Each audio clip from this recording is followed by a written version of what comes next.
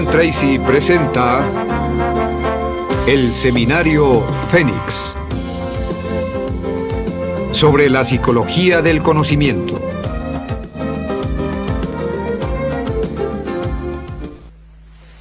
Session 24, Developing a Success Personality. The great steel magnate, Andrew Carnegie, who accumulated a fortune of over $500 million at the beginning of this century, starting as a penniless immigrant, once said that, "I will pay more for the ability to get along with others than for any other single skill." And today, in our society, your ability to get along with other people, your social intelligence, is the most valuable, most precious single asset that you have. Not only in terms of your career, not only in terms of your marriage and your relationships, but in terms of your own mental well-being. In this session, we're going to talk about developing a success personality. We're going to talk about developing the quintessence of mental health, which is a positive personality, a positive mental attitude, the kind of person that everybody likes to be around, the kind of person who is welcome everywhere. We said very early in this seminar that 85% of everything that you ever accomplish in life will be as a direct result of how well you get along with other people. That today, even the biggest companies in America are hiring on the basis of personality and attitude rather than on the basis of grades, proficiency, skills, and experience. Why?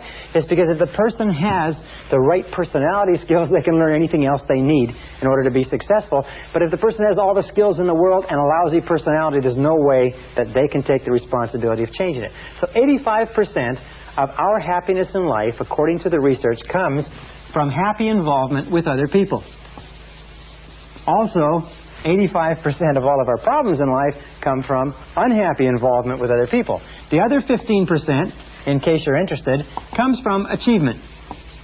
So it is possible for us to get a certain amount of satisfaction in life from achievement, from success, from making money, building businesses and careers and so on, but most of our happiness is going to come from our relationships. So in this session, we're going to show you how you can dramatically improve the quality of your relationships doing some very, very simple things. We know, with regard to your relationships, that there is a direct relationship between how well you get along with other people and the health of your personality.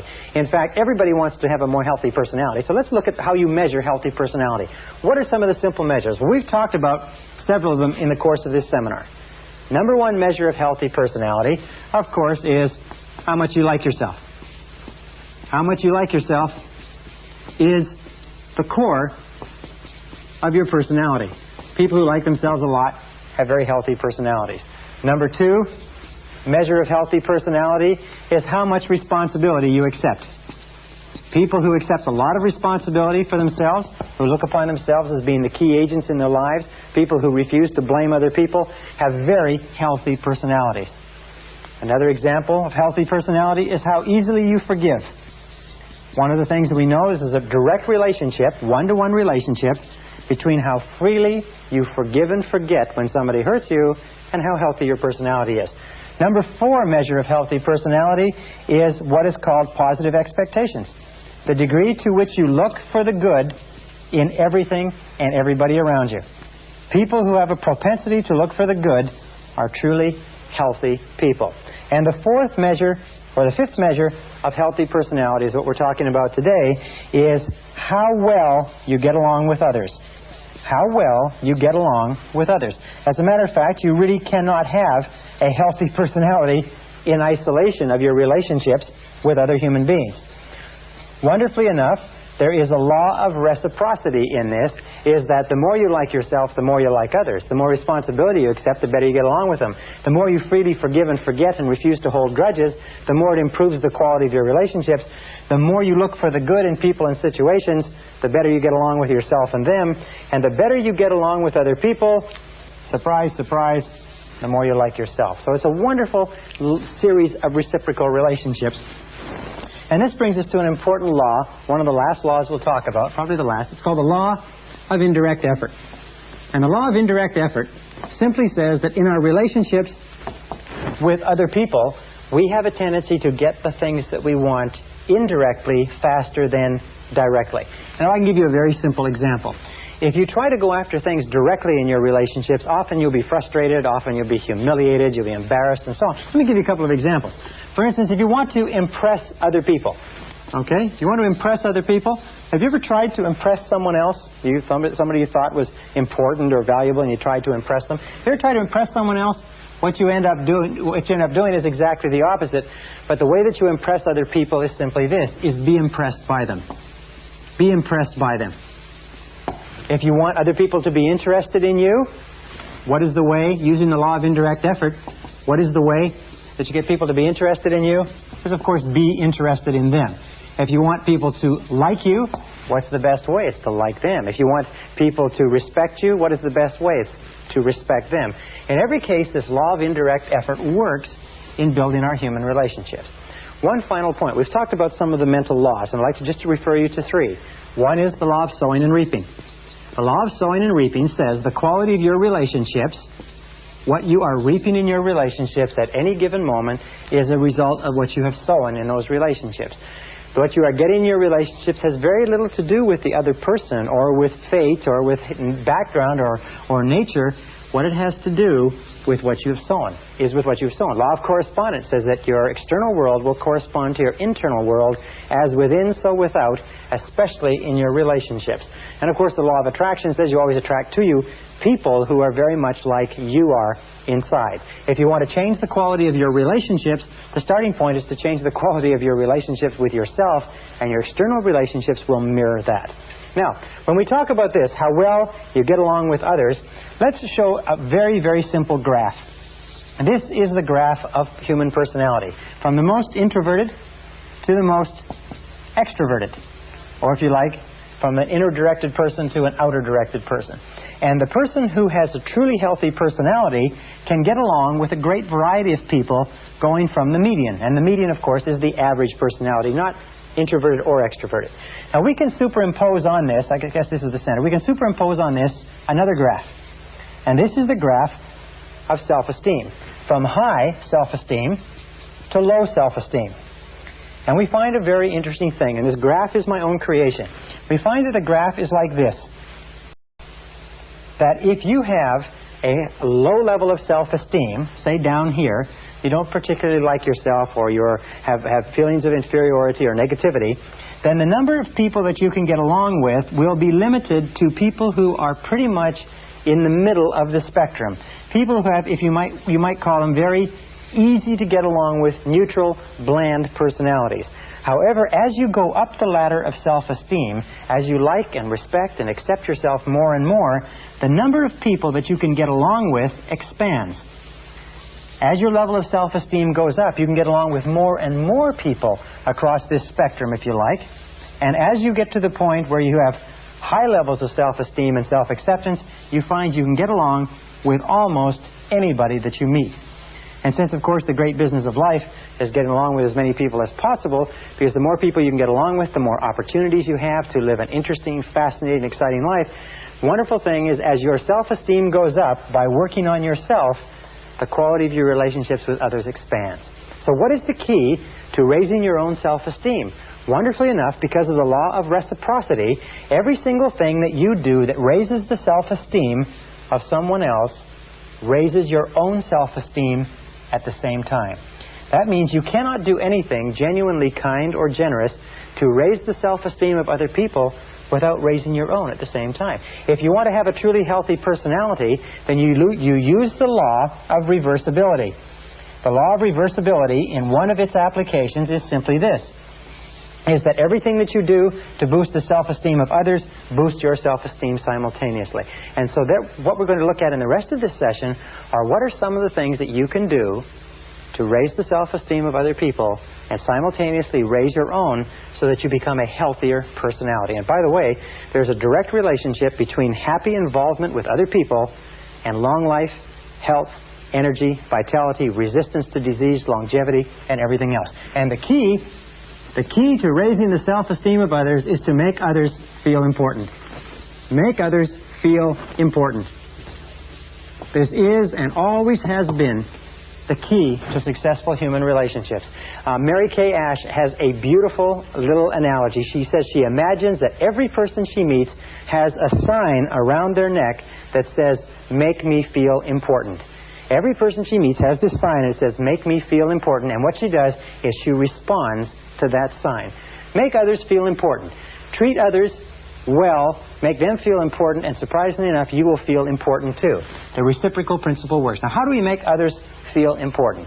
Number one, top of the list, is eliminate destructive criticism.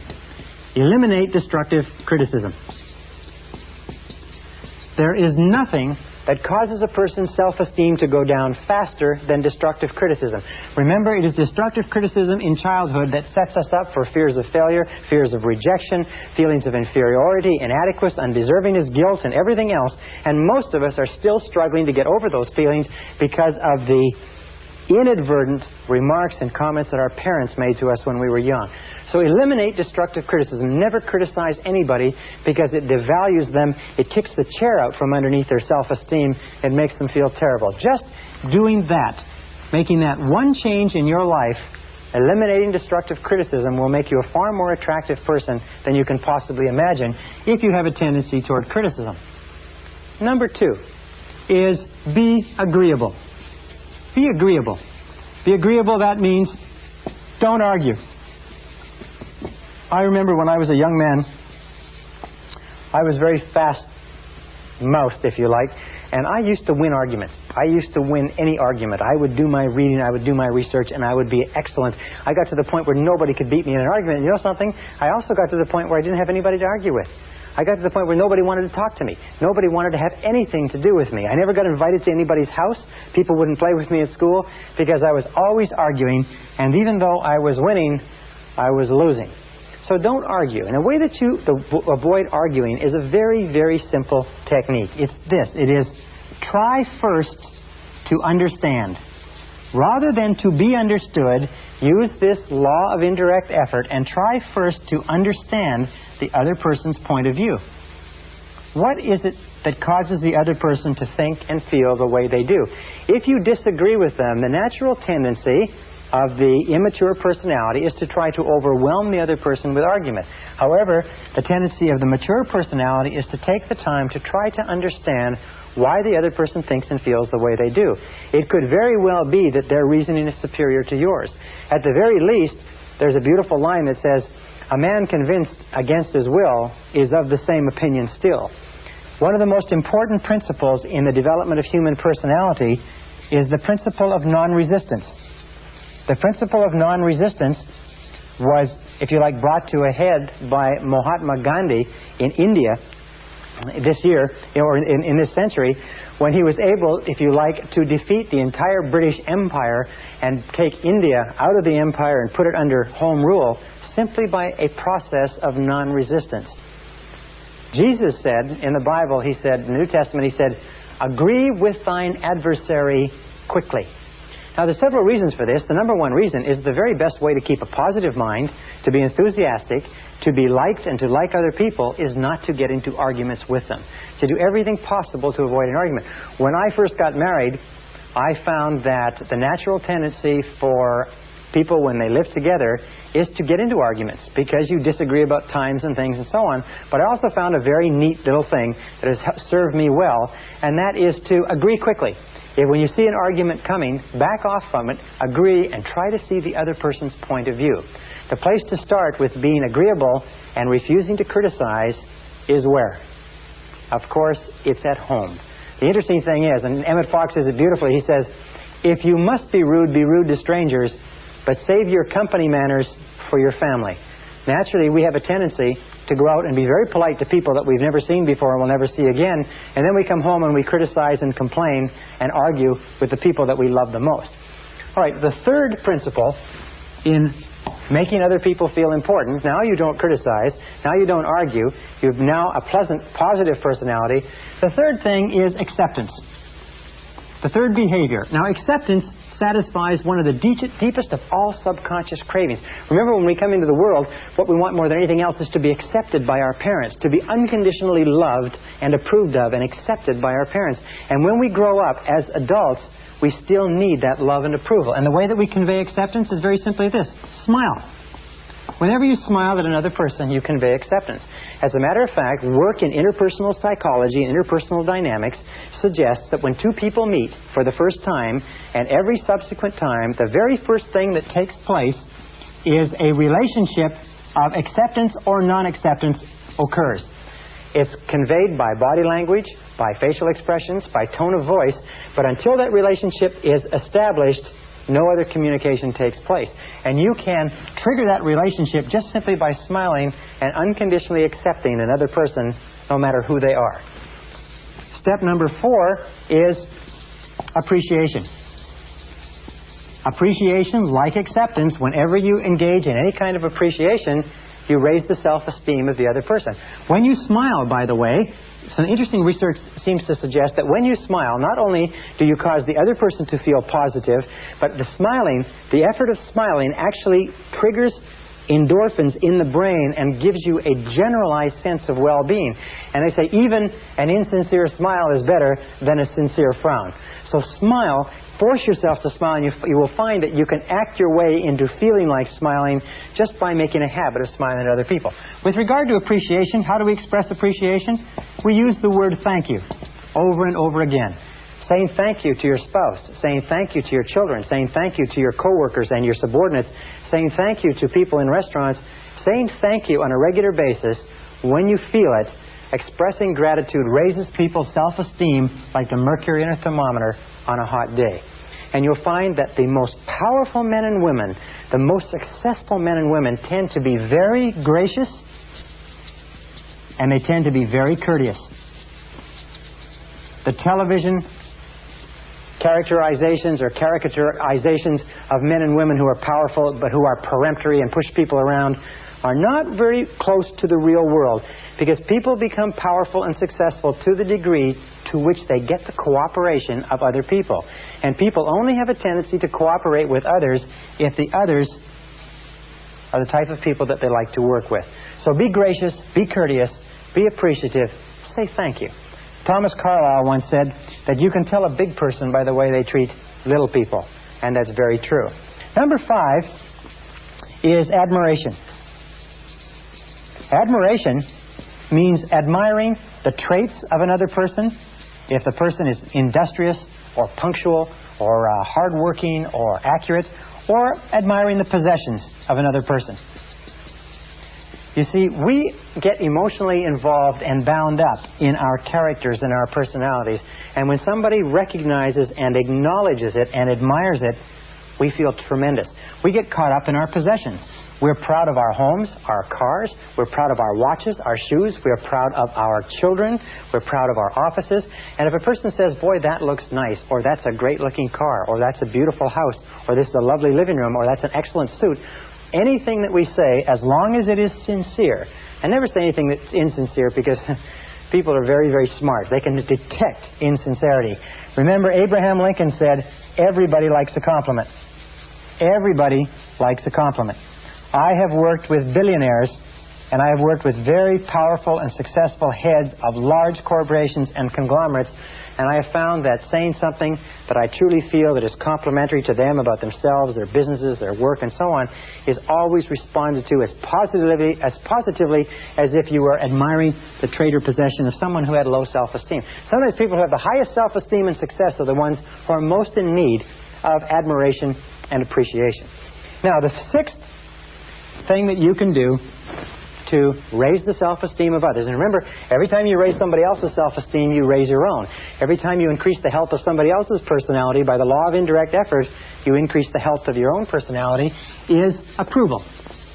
Approval satisfies one of the deepest cravings of the human psyche, the craving to be valued, the craving to be valuable. In fact, one of the definitions of self-esteem is the degree to which an individual considers themselves to be praiseworthy. A person who considers himself to be praiseworthy has high self-esteem. So when you give approval or praise, it's been demonstrated, I think it was Napoleon who said, I have made an incredible discovery. Men will die for ribbons. In other words, he found that soldiers who would not give their life for any amount of money would risk their lives in battle for the praise and approval represented by the ribbons and the medals that he handed out. Keys to approval. Number 1 is be immediate. The closer the praise is to the thing that you praise, the more likely it is the person will repeat it. If you want your children or your employees to continue doing something, as soon as they do it, say, boy, that's a good job. Number 2 is be specific. say, boy, you did a wonderful job on that lawn, that house, that letter, whatever it happens to be, the more immediate and specific the praise, the more rapidly it raises self-esteem, the more likely it is that the behavior will be repeated. And third of all, be public with your praise. Whenever you give recognition in public, it doubles or triples the impact, because the effect of other people's opinions on our behavior is tremendous. In fact, there's a lot of evidence that suggests that we are who we are and we do what we do because of the way we think other people think of us. We're strongly affected by other people's opinions. All right, number 7 is attention. Now, attention is one of the most powerful ways to raise self-esteem. Attention means listening. Why is attention and listening so powerful? It's because we always pay attention to that which we value, and we always ignore that which we do not value. So if you want to tell a person that you value them, that they are in effect valuable, pay close attention to them, listen to them, spend time with them. Now here's some of the keys to attention. Number 1 is listen attentively. Listen attentively. Listen without interruptions. Listen patiently. Listen closely. Number 2 is pause before replying. Pause before replying. Don't interrupt. Let the person say everything that they have to say and pause. Wait. Show them that you are really considering what they're saying. Number 3 is question for clarification. Instead of rushing in to speak, question to clarify what the person has said, which is a way of telling them for sure that you're really listening. And here's the best of all questions. How do you mean? When you're listening to a person speak and you want to fully understand and you want to tell them that you're listening, say, how do you mean exactly? And ask for them to explain to you clearly. And finally, remember the boomerang. And the boomerang says simply this. It says that any genuine emotion expressed by you toward any other person is going to boomerang back on you. Just like the law of sowing and reaping, the law of cause and effect, the law of attraction, the law of correspondence says that any genuine emotion, now that's a genuine emotion. In other words, if you say something positive about someone else, it's going to go out to that person and it's going to come back and it's going to boomerang on you. So say only good things. When you talk about other people, talk about them as though what you were saying was going to be printed in the paper. When you think about other people, send out positive thoughts and positive ideas. Think all the time about how you can make other people feel important. Treat other people as though they were the most valuable people in the world, because to them, they believe they are. And the final rule with regard to superior human relations is what we call the Golden Rule. The Golden Rule simply says, love your neighbor as yourself. Like your neighbor as yourself. Treat your neighbor as yourself. Ask yourself in any situation, how would I like to be treated in this situation? Ask yourself, when you're in a difficult situation with someone or an argument or a disagreement, say, if the conditions were reversed, how would I like to be treated in this situation? And here's something that you can do. Pick a role model. Pick the person that you admire more than anybody else in the world in terms of their personality. And whenever you're in a situation with someone else, pretend you are like that person. Many years ago, when I was traveling in Africa, I worked with Dr. Albert Schweitzer, one of the most beautiful men who ever lived. And so very often when I'm in a situation with other people, I think, how would Albert Schweitzer act in this situation? Or I think, how would Jesus of Nazareth act in this situation? And if you use that as your role model, and if you use the credo of making other people feel important as your guiding light, you will develop a success personality that will lead you to accomplishing everything that you want in life in a world filled with other people.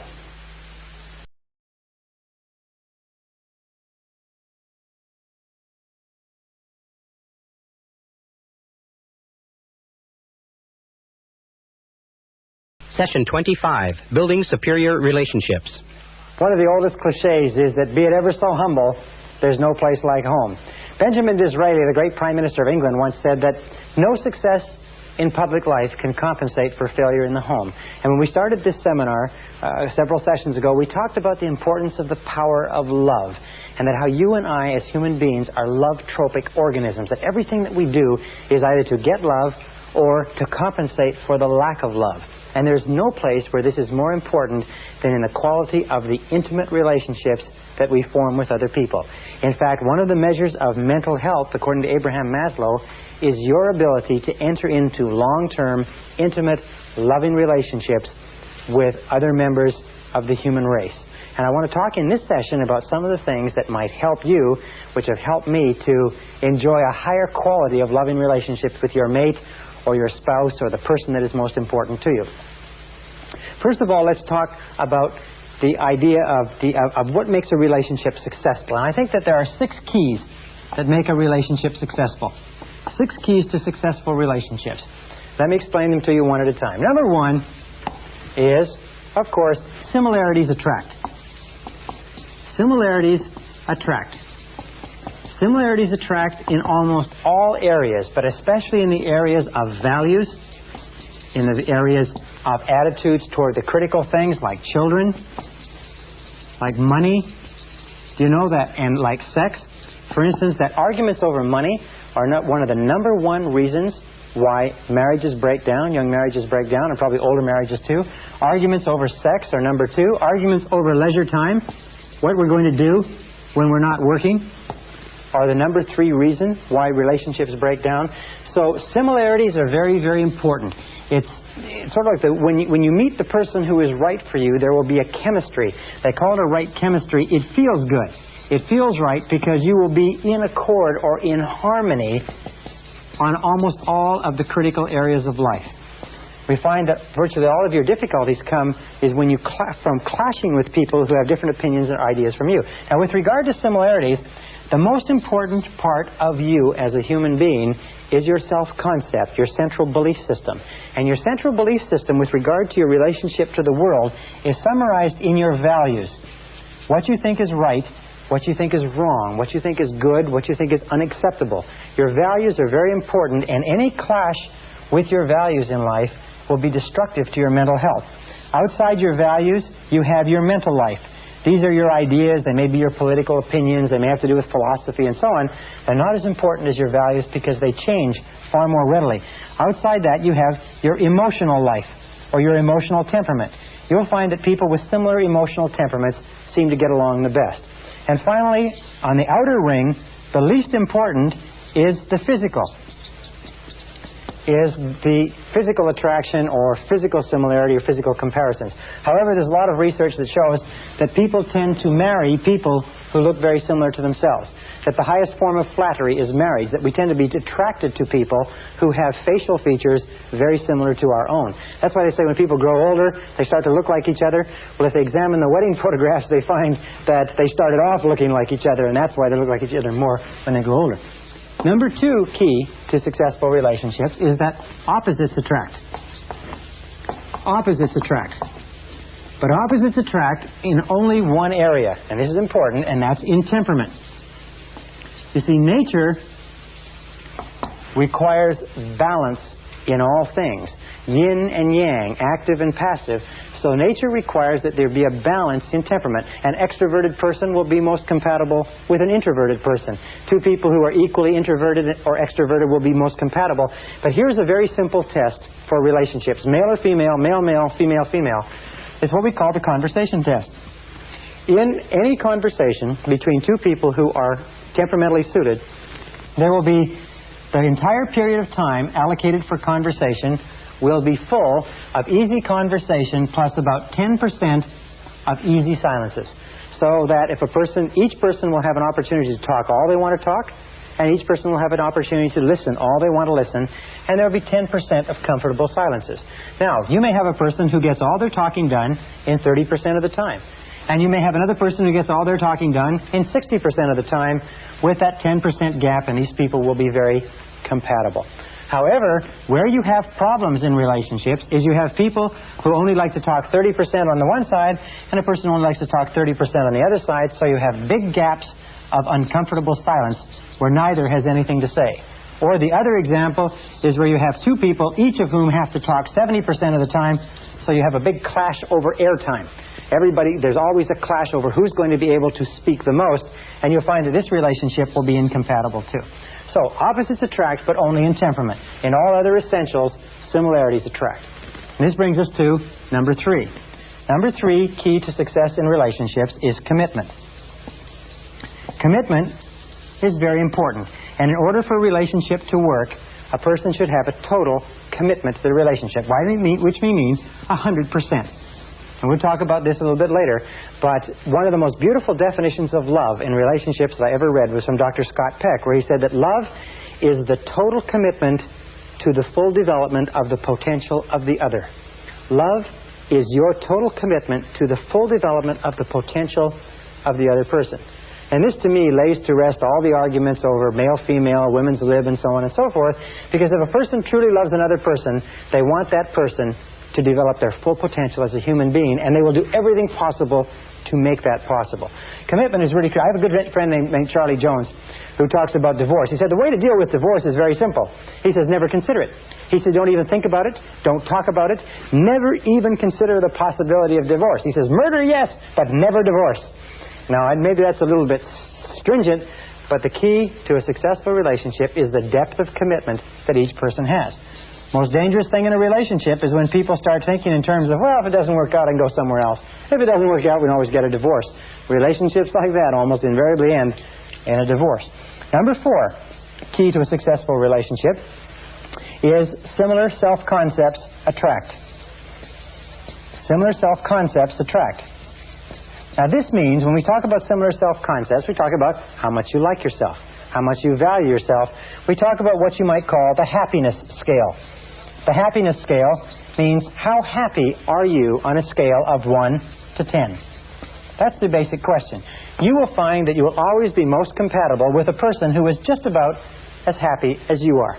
If ever you get involved in a relationship with a person who is unhappy, and you allow yourself to be deluded into believing that you're going to bring them up and they're going to be happy at your level because you're going to help them, you're entering into a fool's game, because most people who are unhappy are quite happy being unhappy, and they have no intention of changing. As a matter of fact, the unhappiest relationships I've ever seen in my life are when a generally happy, positive person gets involved with a negative person and tries to bring them up to their level, because it never works. So ask yourself this: how happy is the person that you're thinking about getting involved with? And understand that it is very rare, except by tremendous effort, that people change their level of happiness. This brings us to number 5. Key to success in relationships is liking. Now, liking, which has to do with respect, is more important than being in love, and more permanently satisfying. Because being in love, although it comes and goes, is a passing condition. Being in love is something that ebbs and flows. As a matter of fact, you can be furiously angry with your mate or with your spouse and still have an excellent relationship. And you can still never consider breaking up, as long as you like and respect them. But if the liking and the respecting goes out of a relationship, the being in love or the infatuation is never enough to hold it together. Now, here's a simple test with regard to liking. It's what I call the best friend test. The best friend test simply says that if you are ideally suited to your mate will be your best friend. That there will be nobody that you would rather spend time with. There will be nobody that you trust more. There will be nobody that you would be more open, honest, candid, and frank with. That your mate or your spouse will be your best friend. It's the simplest measure of all, because you cannot force being best friends. Best friends just happens naturally when everything is right. On the other hand, if you are in a situation where you could not tell your spouse or your mate a lot of the things that are important to you, where you talk to other people more than you talk to them, where you have a lot of secrets that you keep from them, or a lot of things that you keep inside yourself, then generally speaking, you are probably not involved with your best friend, and the prognosis for your relationship is not very good. Number 6, requirement for happiness in relationships is communications. Now, communications, or communicating back and forth in a relationship, is the elixir that keeps a relationship alive. Without it, a relationship dies. Without it, the relationship has no possibility. And good communications in a relationship not only require speaking and listening, not only require trying to understand, give and take, but they require time. And they require a high quality and a high quantity of time. Very important, quality and quantity of time. What my wife and I do on a regular basis is we will go on a trip. And sometimes we'll go on a trip to a place that takes 3 or 4 hours, and we'll leave the children with a housekeeper or someone else, and we will drive in that car, no radio, no tapes, for 3 or 4 hours and just talk. And we'll get some of the highest quality and quantity of talk and conversation. And so if you use that analogy, what you might call a car trip analogy, which is uninterrupted conversation with your spouse over an extended period of time, you'll find the most remarkable things will happen. But if you're not spending a high quality and quantity of time with your spouse or your mate, the relationship is going to suffer, and many relationships will die as a result. Now, 2 critical points with regard to this, from my point of view as a man. Number 1 is, remember that men are not mind readers. One of the hardest things for women to understand is that men are not mind readers. They do not know what women mean or what women want them to think half the time. And it is not fair for women to expect men to know what is bothering them or what they want or what they need. And number 2, remember this, that men are direct, women are indirect. What does this mean? Well, if a man and a woman are driving down the street and the woman is thirsty, she might say, as they pass a McDonald's, she might say, "Honey, are you thirsty?" And he'll say, "Nope," and keep on driving. What she was trying to say was that she was thirsty, why don't they stop? Now, the man, on the other hand, if he saw the McDonald's and was thirsty, he said, "I'm thirsty, let's stop." So women tend to be indirect, and they get really angry when men don't understand what they were trying to say. So one of the best things that you can do in communications is be a little bit more direct. Be a little bit more clear, a little bit more specific. Now, an important point with regard to men. According to a recent survey, a recent study, it shows that men are 95% more likely to interrupt a woman in a conversation than a woman is likely to interrupt a man. And one of the best things that you can do in a relationship, you men out there, is take time to listen to your spouses. One of the gentlemen who went through my seminar said the most valuable thing he got from this part on human relations was when you go home at night, before you, the man, the direct person, the extrovert, starts telling your woman all about everything that went on during the course of the day, ask her how her day has been. Ask her how her day has unfolded. What has happened to her? How are things going with her? Try doing that as a discipline, and you'll be literally astonished at what it will do for your relationship. And then listen without interruptions. Listen and pause before replying. Listen and ask questions for clarification. Listen and give positive feedback. All right, now let's talk about some of the problems in relationships.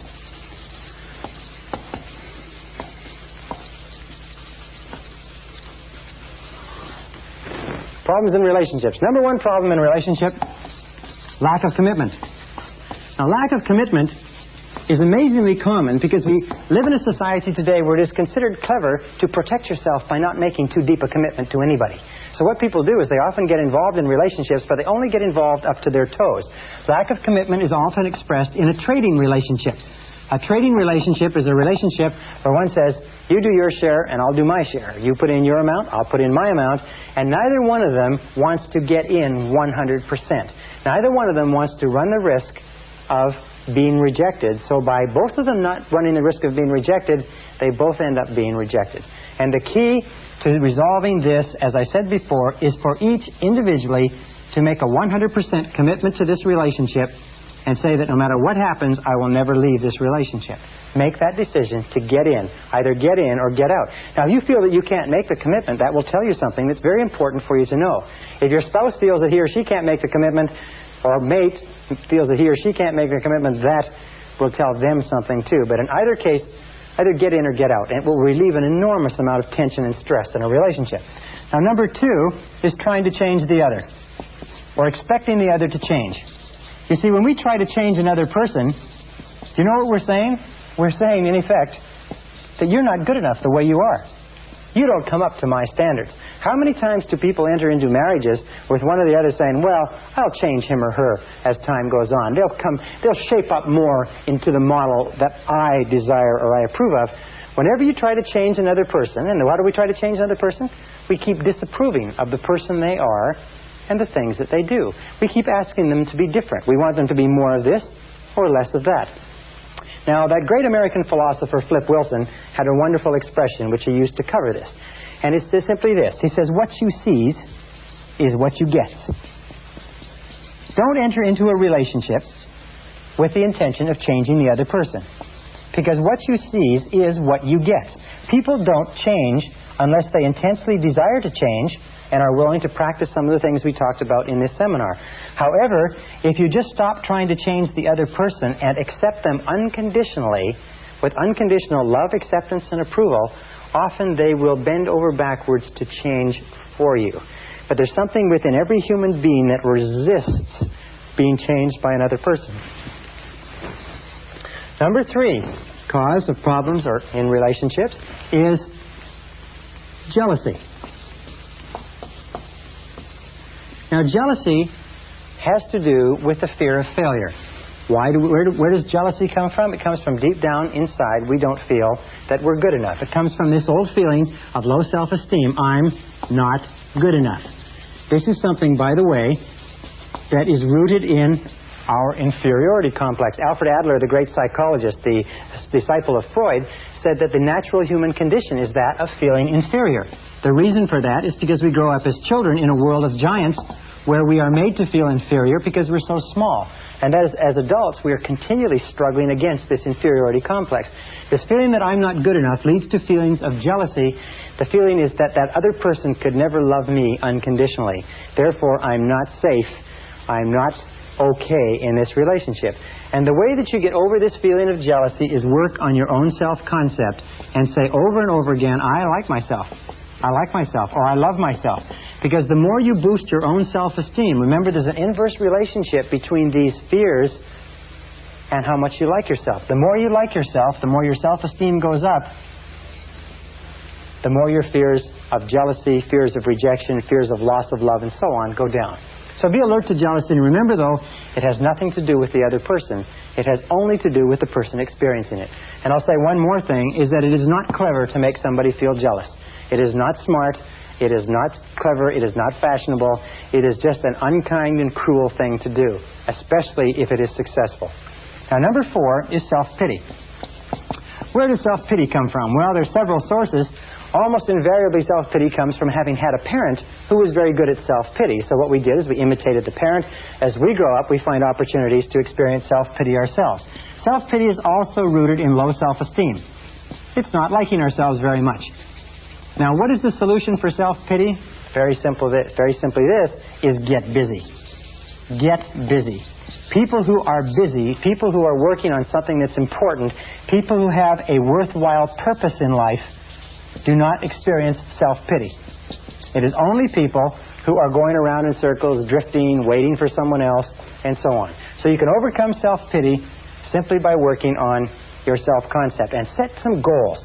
Set clear, specific goals and get going on them. Remember the law of substitution. It says you can't feel sorry for yourself. You can't even feel jealous. You can't even feel angry if you're busy working on goals that are important to you. The conscious mind can only hold one thought at a time, positive or negative.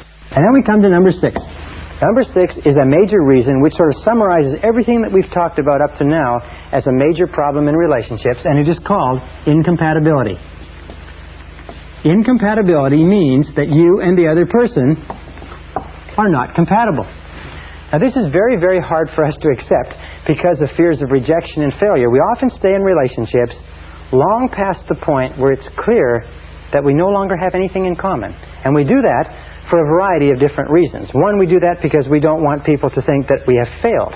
Another reason that we do it is that it's our comfort zone and we don't want to go through all the difficulty of separating. But what happens is this. When two people meet, they're like two dinner plates. And what they have is they have areas where they're separate. Here's the man, here's the woman. They have areas where they're separate and different, and they have areas that they have in common. Now, as a relationship develops, sometimes these areas grow. And so when they finally get married, they find that they have an enormous amount in common, and sometimes they have areas out here that they have which are separate. As the French say, vive la différence. Or, long live the difference between men and women. However, especially in our 20s, as we grow and evolve and change rapidly, what can happen is that we can grow apart. And we can reach the point where the man and the woman now have a great gap between them. They have very little in common. How can you tell when incompatibility is set into a relationship? Number 1, the first thing that goes is the laughter. Is people stop laughing together. And the second thing that goes is the friendship. Is they don't look upon themselves as friends anymore. They look upon themselves as sort of people that are forced together. Now, if incompatibility is set into a relationship, the natural thing to do, the best thing to do, is to try to patch it up. Try to find some kind of a bridge. Try to put it back together, if you like. Try to bind it together, especially if there's children and a lot of other things involved. However, please understand this. If incompatibility has developed, and incompatibility is the rule, you have to go through dozens and dozens of men or members of the opposite sex before you ever find one that you can settle down with. If incompatibility has happened, accept it as a reality. Because if you do not, you're going to enter into the phenomena of denial. And the denial is going to cause tremendous stress and resistance and unhappiness. Number two is, remember that if it has happened, no one is guilty. Just because you are no longer compatible with the other person doesn't mean that there's anything wrong with the other person, and it doesn't mean there's anything wrong with you. It means that just incompatibility has set in. Remember, it just happens. It's like the rain. When it rains, nobody is guilty. It just happens. It is the most common phenomena in relationships, is incompatibility. And one final point with incompatibility is this. In my experience, I find the major reason why people stay in relationships that they're no longer happy in, that there's no love, there's no music, there's no laughter, there's no future to the relationship, is because of what others might say. It's because of what others might say. And this is really amazing to me. Because whenever I speak to people, and I've been in the same situation, I've never been through a marriage that didn't work out, but I was a bachelor for 35 years, and so I've been through relationships that didn't work out, and I've been amazed at how much social pressure there is created in our own minds to stay in a relationship that we don't enjoy because we think others will disapprove of us. We think that others will be upset. We think that others will be saddened. And the fact of the matter is, as everybody eventually finds out, is that nobody cares as much about your relationship as you do. And if you sacrifice your peace of mind for what you think others might say, you will never, never be happy. Incompatibility is a reality. If you cannot repair it, if you cannot overcome it, then deal with it honestly, deal with it graciously, face it in a straightforward way, deal with it in a respectful, dignified way, and find some way to resolve the relationship so that it doesn't hurt anybody more than it has to. Remember this with regard to loving relationships, that your objective, your responsibility is to set joy and fulfillment in your relationships as your minimum standard. Set peace of mind, happiness, joy, fulfillment, tranquility. Make your home and your loving relationship the crown jewel of your emotional life, and settle for nothing less. Keep working at it, keep striving, keep chopping, keep changing, do whatever is necessary, but you owe it to yourself, you owe it to your life, you owe it to your character, your integrity, your peace of mind, your health, and your future to settle for nothing less than a relationship that is a joy to be a part of.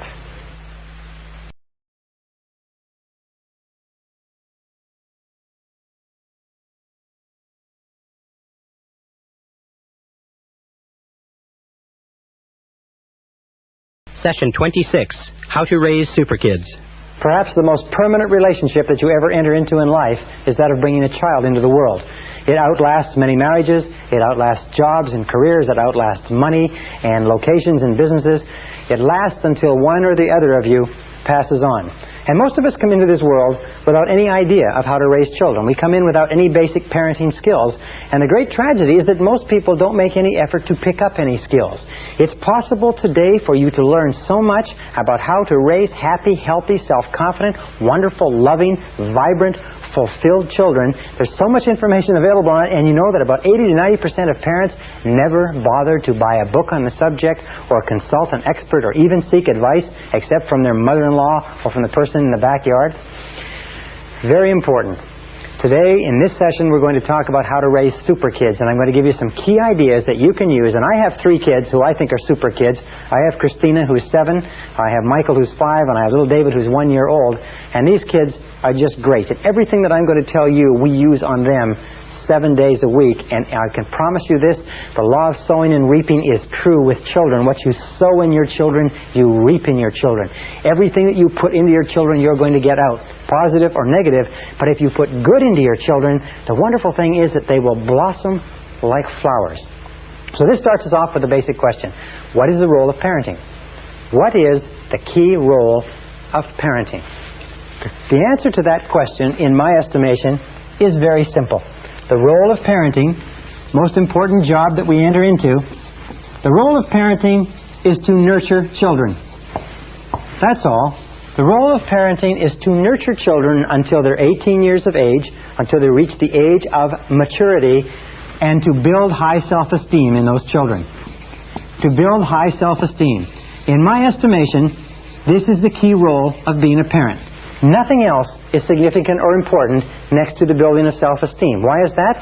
Because if you can raise a child to the age of 18 where they love themselves, they respect themselves, they unconditionally accept themselves, they consider themselves to be valuable and worthwhile and important young people, they're self-reliant, self-responsible, and capable of making their own decisions, then no matter what life can throw at them in the years to follow, you've set them off on a solid, rock-hard psychological foundation, and they can make their own way and make a wonderful life for themselves and other people.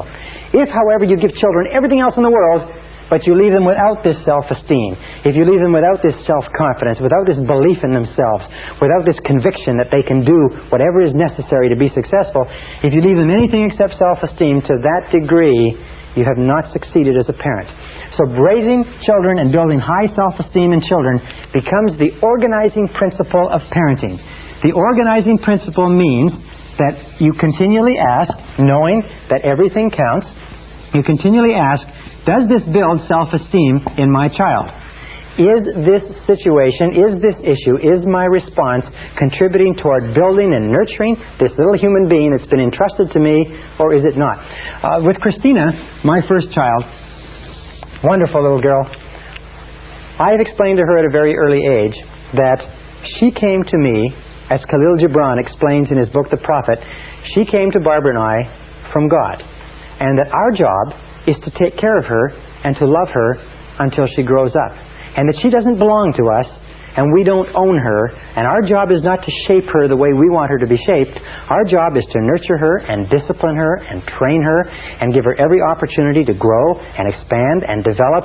But our job is just to take care of her until she grows up. And she understands that very clearly, that we are there to nurture her and to build high self-esteem, and that she came from God. And she thinks of herself as being really, really special, because surprise, surprise, none of her friends have been told that. So these are the organizing principles that we use with our children. Now, no parent is perfect. Parents make mistakes, parents get tired, parents get irritable, parents shout at their kids, parents spank their kids and punish their kids. But generally speaking, if we use the organizing principle of building high self-esteem in our children, these are the things to remember. Number one is destructive criticism is extremely painful to a child. Destructive criticism sets children up for a lifetime of inferiority complex, low self-esteem, fears of failure and rejection. So never use destructive criticism on your children. Never run your children down. Never use destructive criticism on your children. Instead, do everything possible to build them up. That doesn't mean that you don't discipline them. That doesn't mean that you don't control them. But you never say you're a bad boy, or you're a bad girl, or you're a little brat, or you're no good, or you never tell the truth. You never say anything to your children about themselves that you do not want to become part of their personalities. Because remember, it goes straight past the conscious mind into the subconscious and is programmed away and accepted as a truth because you said it, even in a moment of anger. So never use destructive criticism on your children. Children are very vulnerable to destructive criticism. Number two, remember that lack of love, or love withheld, is the major reason for psychological, physical, and emotional problems in life. That children need love. And if you deprive children of love, and it is not, by the way, what you think inside, it is the child's perception. Everything is perception. Now, the child is pretty shallow in the formative years. The child doesn't know that you really love the child unless you tell the child, show the child, demonstrate to the child over and over and over again. Many children have grown up and found themselves visiting psychiatrists and psychologists and trying to wrestle through the problem that they never believed that their parents loved them. And if you talk to the parents, they say, well, of course I love my kids. They say, well, did you tell my kids? Well, no, I didn't tell them, but they know I love them. No, children don't know. They, as they say, they need the words. Number three, is remember that children need a continuous flow of love and approval. Love and approval is the emotional, psychological lifeline that children have to have in order to grow. Just imagine that your children are on an intravenous, and this intravenous has the critical nutrients for the development of their personality. And the critical nutrient in that intravenous is the words and gestures of love and approval and a continuous flow. And if you cut off the flow, it's like cutting off the flow of nutrients or cutting off the oxygen flow to the emotional brain. They need it every day. They need it every night. They need it morning, noon, and night. They need it continuously.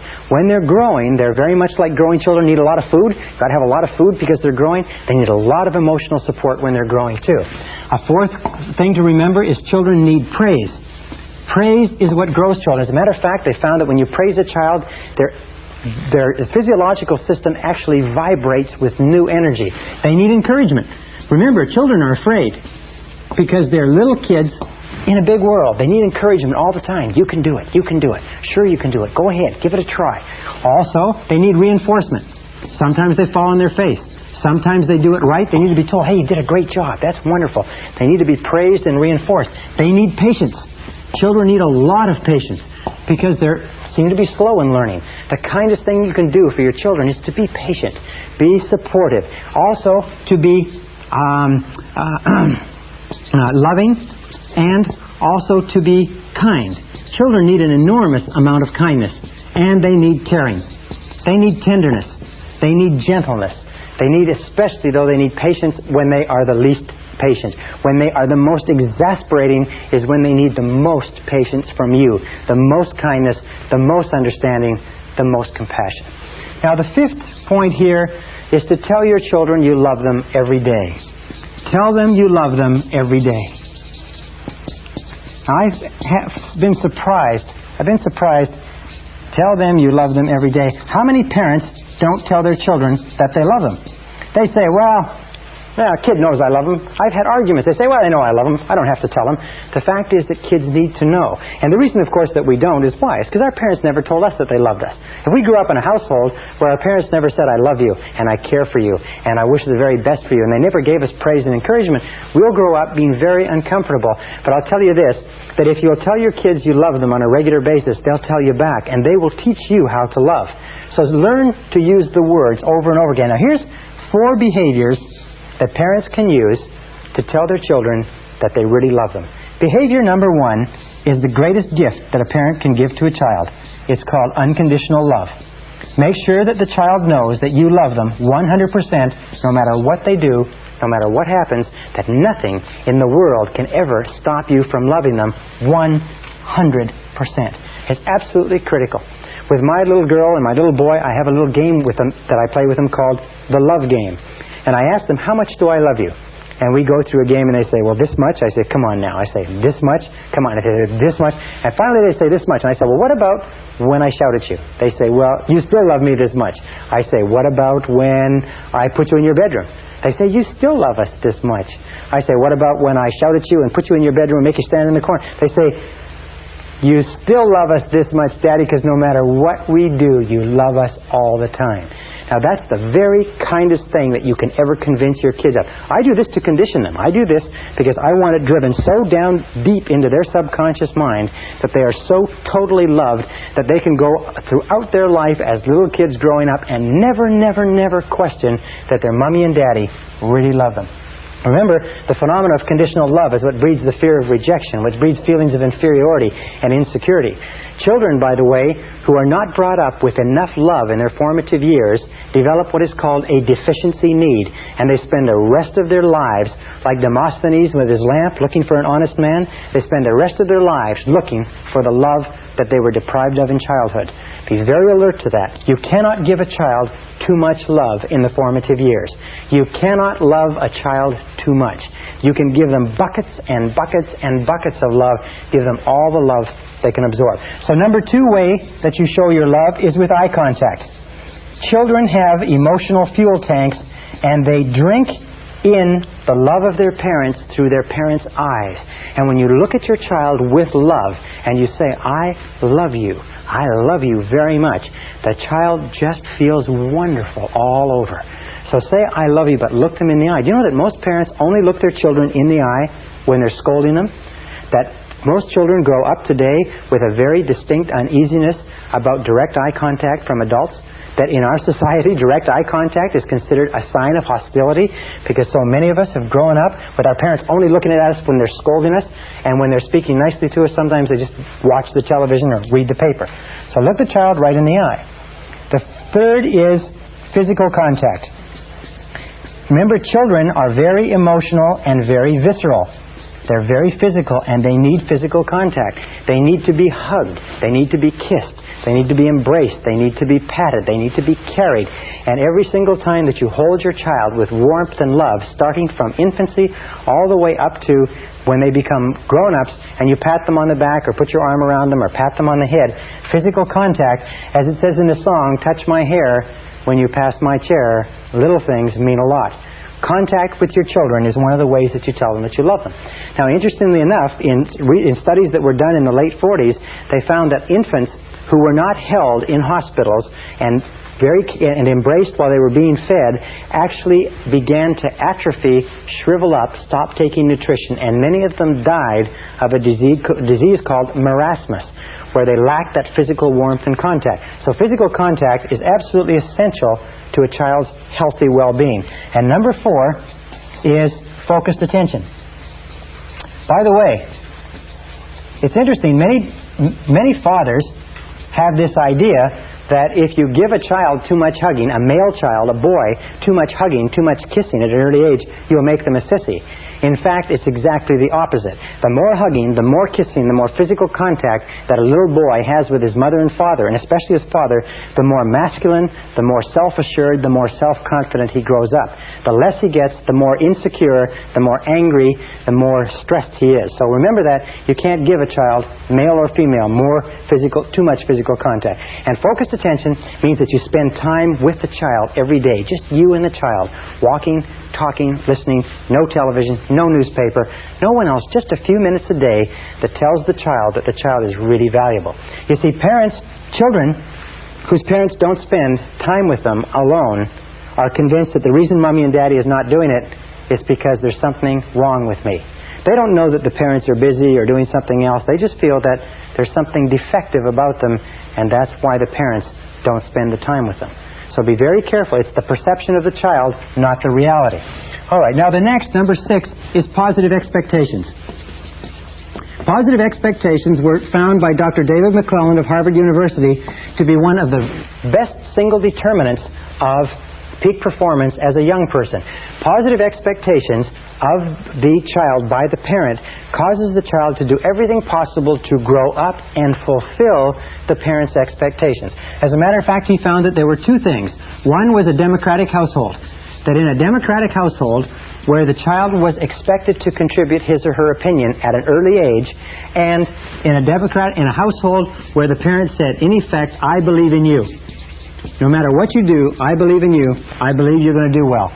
That these 2 factors alone led children to becoming high achievers in their teens and in their early 20s, sometimes 10, 20 years ahead of children who were not brought up in democratic households where their opinions were solicited and valued, and where their parents expressed negative expectations. Like, remember, you've heard many times, kid works hard, comes home with 5 A's and a B.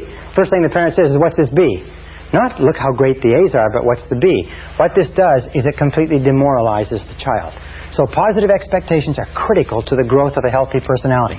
Number 7 is teach your children to say, I like myself from an early age. Teach your children to say, I like myself from an early age. I like myself. I like myself. I like myself. You see, high self-concept children, high self-esteem children like themselves too much to get into trouble at school. They get better grades, they're more popular, they're better liked by their schoolmates and by their teachers, they have much less tendency to use drugs, they have much more resistance to peer pressure, they don't get into trouble, they don't vandalize. So teach your children to say, I like myself, I like myself, I like myself. With our children, we taught them as soon as they could talk to say, I like myself and I love myself. I love myself. I love myself. And they stand in front of the mirror and they look in the mirror and they say, I love myself. I love myself. And they act like they love themselves. People come up to us on the street and they say, and this is great, they say to us, those kids aren't afraid of anything.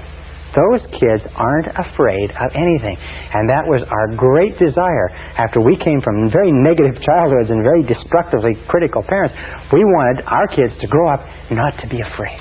So these are the things that you do, the 7 key things to cause your children to grow up and feel terrific about themselves. Now, this brings us to an important point.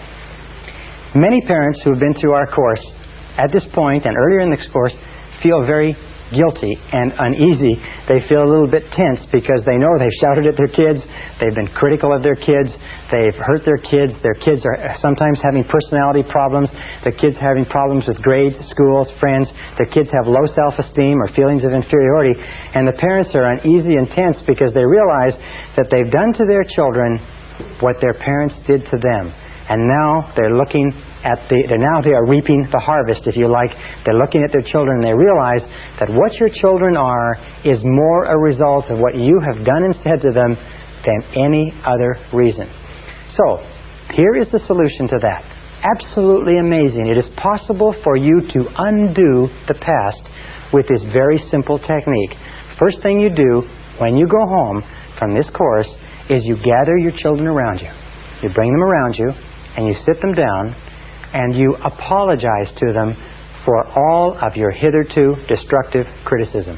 You say to them, I've been to a course, I understand the effect of destructive criticism, and I'm sorry for every single thing I ever said or ever did that caused you to feel bad about yourself. And I apologize, and I ask you to accept my apology. Now, this is the most incredible thing that a parent can do for a child, because children want to love their parents, and they want their parents to love them. But it is the destructive criticism that builds a wall of distrust and fear and insecurity. And when you as the parent, and only you can do it, when you as the parent apologize and say, I'm sorry, will you accept my apology? The children feel suddenly liberated, like a great weight has been removed from them. Now, why do you do this? Well, because the purpose is for you to accept 100% responsibility for everything guilt-producing that you've ever done or said to them. Accept 100% responsibility and say, I am responsible, I'm sorry, I apologize. Will you accept my apology? And your children will be absolutely amazed. We've seen children whose entire lives have been transformed. 15, 16-year-old children in reformatories and boys' or girls' homes. Problem children that have been in trouble for years, literally transformed overnight in personality.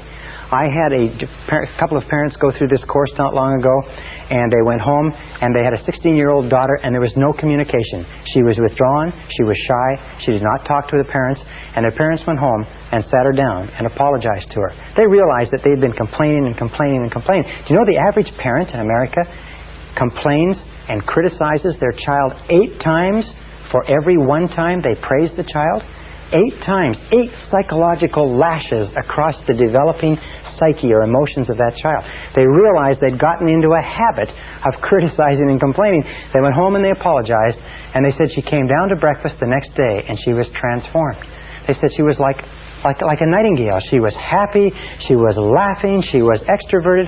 She and her mother became tremendous friends. That she and her mother and her father began going out for dinner. I mean, it was just like a miracle. I saw a family once where the father had raised 10 children. He'd come from a negatively, destructively critical environment, and he had been destructively critical of all his children. Many of them had serious marital problems. Some of them had serious psychological problems with their spouses. The oldest one was over 30. The youngest one was 14. At the end of the seminar, they're all in there, all the children, all the spouses, the father and mother. At the end of the seminar, he got up in the room and turned around and went from child to child and said, I apologize. Will you forgive me? And as he went to each child broke down in tears and started crying. And by the time that circle had been made, everybody in the room was crying. It was absolutely phenomenal. And the family literally transformed overnight. Then the next thing you do, so logical, so obvious, promise never to do it again. Promise never to do it again. Why? To make sure that it's clear, and then finally, give them permission to remind you when you forget. Give them permission to remind you when you forget. Because you will forget, or when you slip from time to time. And let them say, Daddy, is that destructive criticism? Or Mommy, is that destructive criticism? And you say, yes it is, you're right, I apologize. You will find that if you make it a game to abolish destructive criticism, this is your goal in your household. Do not allow destructive criticism in your household. Abolish destructive criticism. Do not allow anybody in your household to destructively criticize anybody else. Make it absolutely clear that you can argue, you can fight, you can disagree. All families do that. But nobody is allowed to devalue or run down the other person. Make it a game and make sure that you catch each other and get it to the point where a person says, is that destructive criticism? Or a person can say, I don't accept that. And if you've made a mistake, you back off and you say, I'm sorry. Now, with my little kids, I learned this idea before my kids came along. With my little kids, what I said to them is, do you forgive me? I'm sorry, I apologize, do you forgive me? And now sometimes we'll have an argument, or I'll send them to their bedrooms, and Michael will come to me, and he came to me the other day, and he said, Daddy, I forgive you for sending me to my bedroom. And it was the cutest thing you could imagine. And I said, Michael, I'm sorry, thank you very much. I apologize. And if you apologize all the time, you keep the decks open. Now, one final point that I don't want to forget is this, is that in order to apologize to your children, you've got to get your ego out of the way, and you have to put the mental health of your children ahead of anything else. When you apologize, it takes courage and character for you to apologize. It takes courage and character. It takes tremendous strength for an adult to apologize to a child. But when you lead by example, you build courage and character in your children. Do you know how many people spend half of their life trying to avoid admitting I was wrong, I made a mistake? When you demonstrate courage and character to your children by saying, I'm sorry, I made a mistake, we don't use destructive criticism in this house, you demonstrate to them that they too can demonstrate courage and character. They too can say, I'm sorry, I was wrong, I made a mistake. They too can apologize when they say or do something that hurts someone else.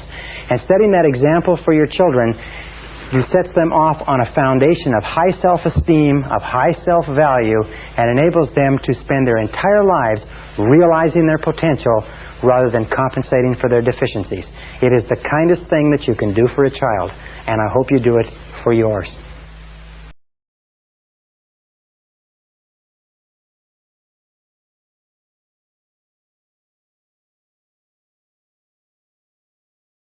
Session 27, Finding True Purpose in Life. Now we come to the final question. What is the purpose of life? What is the purpose of your life? Why are you here? Why do you exist at all? Why do you get up in the morning? Why do you have a life? Why are you on the earth? Is it simply to be born, to grow up, to work, to reproduce, to die? Or is there something else? In my estimation, there is something else. Something far more important. In this session, I want to talk to you about my discoveries and my thoughts about what the true purpose of life is. The true purpose of life, in my estimation, is to find a mission.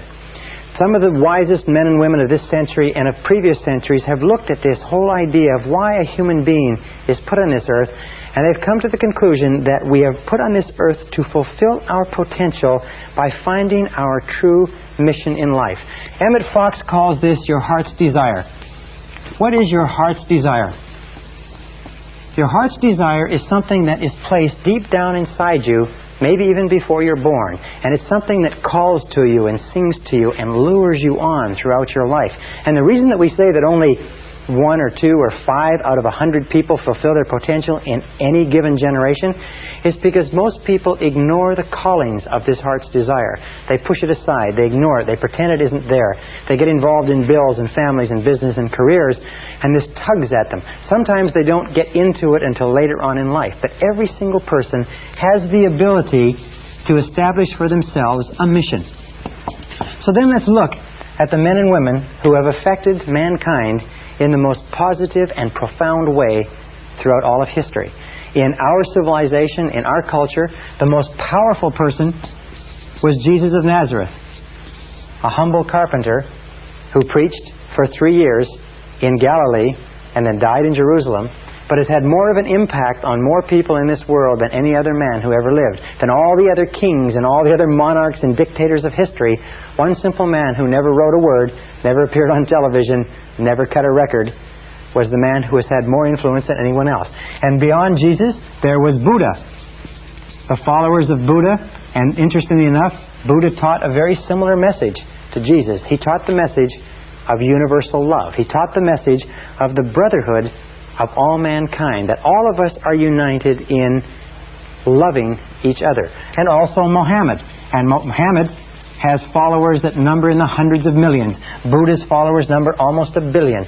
The followers of Jesus number probably 2 billion. And if you look down the people who have been affected by them, you have St. Francis of Assisi, has had a profound influence, establishing the Franciscan order.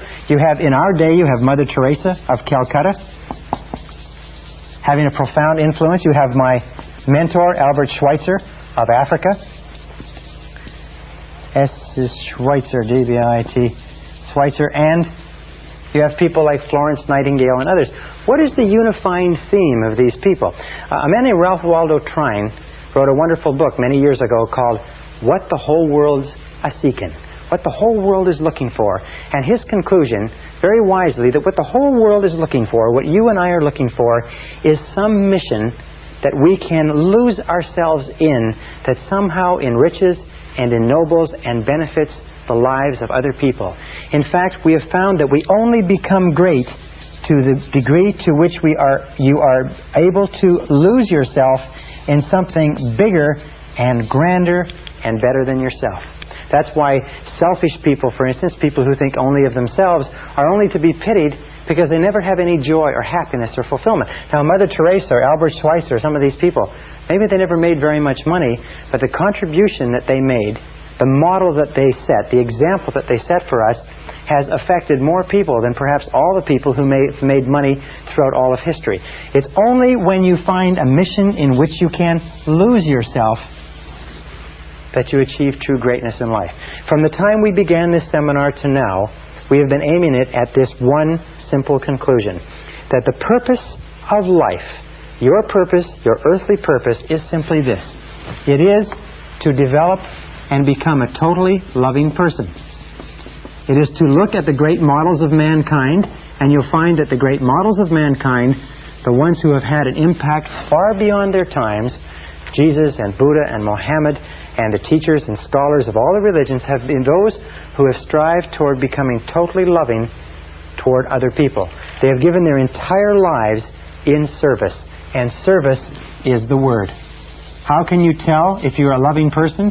You can tell by the value and the quality and the quantity of the service that you give to others, unselfishly from your heart with no hope of reward. Now, by becoming totally loving persons, there's a very simple measure. We develop loving relationships. That's why we talk about how important it is with regard to our marriages. There are many people who want to go out in the world and develop loving relationships, but they haven't yet developed those beautiful loving relationships at home with their spouses and with their children, with their close friends. So developing loving relationships is the highest order of human life. How can you tell? Because at any single time in your life, if you want to take stock of your assets, if you want to take stock of your accomplishments, your most precious resources, you will find that they will always be caught up in the people that you love and have loved, and the people who love you and who have loved you. That when you look back over the landscape of your life as an adult or as an older person, you'll look back and you'll find that you won't remember the money that you made or the careers that you built or the jobs that you have. What you'll remember is the people you loved and the people who loved you and the people who still do. So developing a high quality and quantity of loving relationships is the great business of life. The people like Jesus and Buddha and Muhammad and St. Francis and others of this day and previous days are men and women who committed their lives to serving others, and they did it because they had this tremendous love to give away to mankind. Now, how do you become a totally loving person? It's not that complicated. It's not easy, but it is simple. Number one is accept yourself unconditionally. Accept yourself as a valuable and worthwhile human being. Don't be the type of person who doesn't feel that they're good enough. Just accept yourself unconditionally. Recognize that you were put here on this earth for a specific purpose, a valuable purpose. that God doesn't make anybody extra, then God don't make no junk, that there is nobody on this earth that is here for no reason. Everybody has a purpose, and your purpose is to find your purpose. Your purpose is to find your mission, the place where you can make a significant contribution.